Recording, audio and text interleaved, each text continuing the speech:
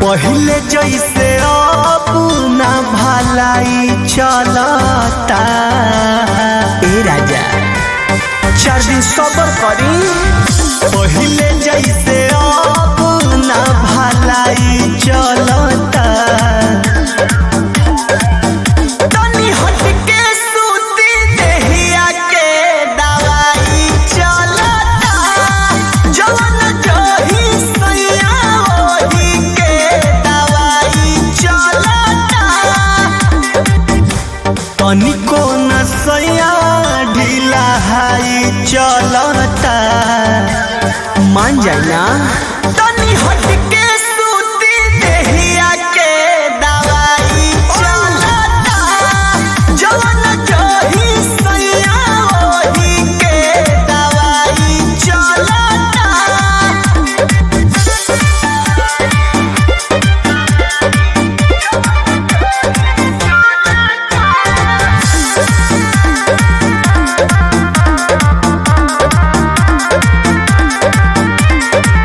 से जब पर है जकर देह से नायंगे जकर बानी को मजोरिया भी जानी डर में जकर कहाँ जाए रे।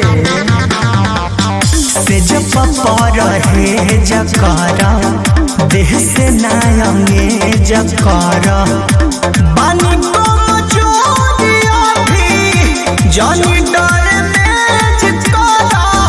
बात बुझता रे कमाई गलता।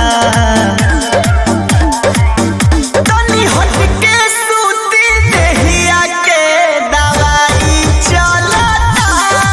जवन जही सैया ओही के दवाई चलता। कपसूल खातनी राजा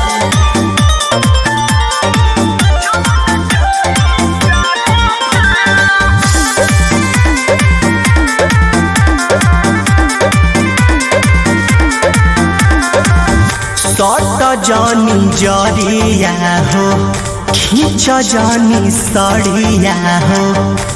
बोलो विष्णुपुरी जानी कर बरिया हो। मान जा।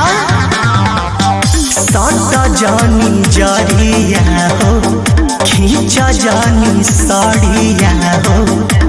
बोलो विष्णुपुरी जानी